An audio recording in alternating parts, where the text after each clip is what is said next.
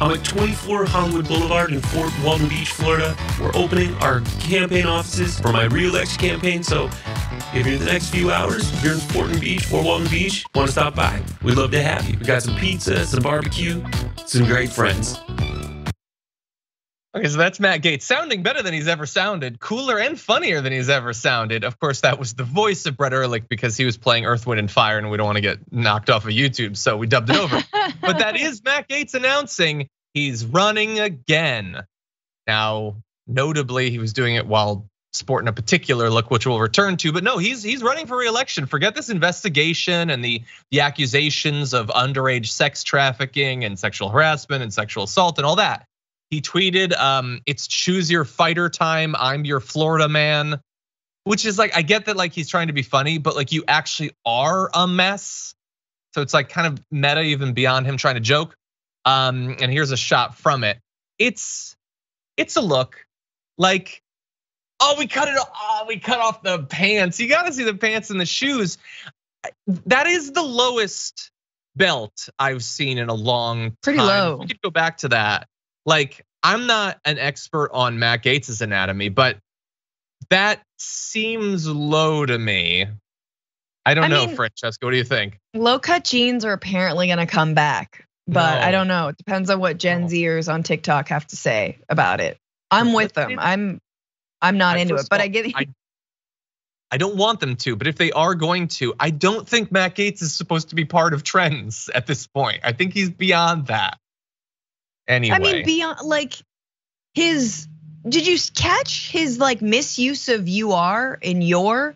Yeah. Like, I'm "you are" Florida man. Is that on purpose? That's gotta be on purpose. I don't know. Because he used "your" correctly. It's chose your fighter time. You are Florida man. Eep, boop, bop, bop. Like, what is it meta? Is like, I don't think so, because remember how the right doesn't do irony, and every time we think they do, but it really is a mess up, they're like, that was irony, and you're like, you don't even know what that is, bro. Yeah, maybe we're giving them too much credit. I don't know. You thought Colbert was real.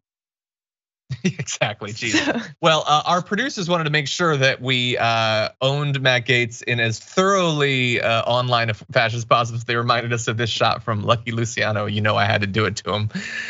Maybe he'll be an intern or something on there. Probably too old for the inner circle of Matt Gaetz.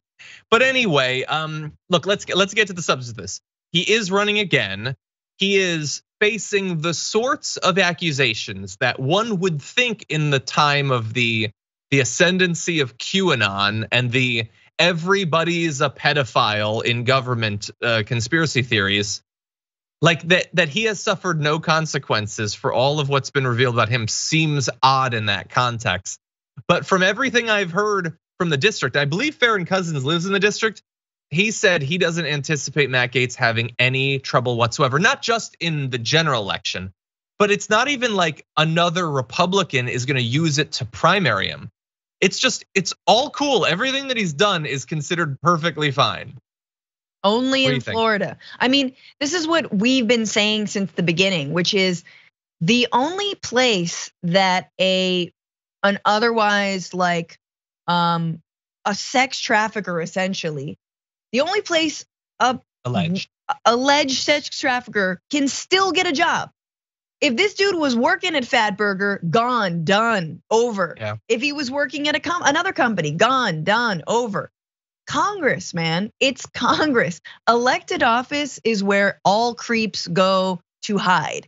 And it's the last place you can keep your job because you only have to convince, I don't know, a few 100,000 people and you're suddenly with your 5 head, talking about whatever the hell his like issues are. And those couple 100,000 people are people who will simultaneously think that because they read something on a forum thread, Huma Abedin eats baby faces, but anything that comes out about one of their own, that is itself evidence of how awesome they are that the deep state is trying to take them down. Yes. It's a weird way that works. I mean, it makes sense for him. It's how he can evade responsibility, right? Yeah. He's a sitting congressperson. I don't know. The one nuance I would add to your thing about the fact that you can get away with anything is remember, like Katie Hill stepped down because she was having an affair, basically. And what do you call it? Who's the comedian? Al Franken. He stepped down because of the things that he's done and been alleged to do. None of which is, anywhere as severe or as illegal as anything that Matt Gaetz is experiencing. But it's just a thing where we do actually hold our elected representatives to certain standards. In some cases, it goes even way beyond that. And on the right, there isn't any of that. It just doesn't exist. They do not have any standards. And this is, of course, the good Christian side of the political spectrum and everything. Yeah, if you never admit to it, then it never even happened. I mean, it is what Trump coined, and the GOP has fallen in line. And sadly, the Democratic side doesn't have the power to actually make them comply.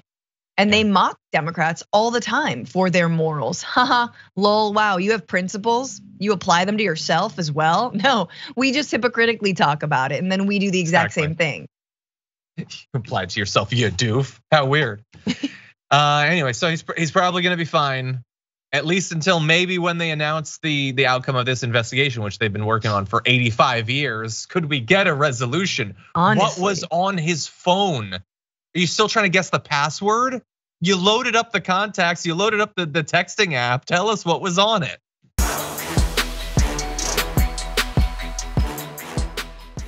Check out the Damage Report podcast each day, wherever you get your podcasts, whether Pocket Casts or Stitcher or iTunes. You can join me as I give you the news and stories you want, with a range of co-hosts and interview guests jumping in on the fun each day. Again, that's the Damage Report, wherever you get your podcasts. And if you get them at iTunes, don't forget to rate and review. Sometimes I'll read them live on the show.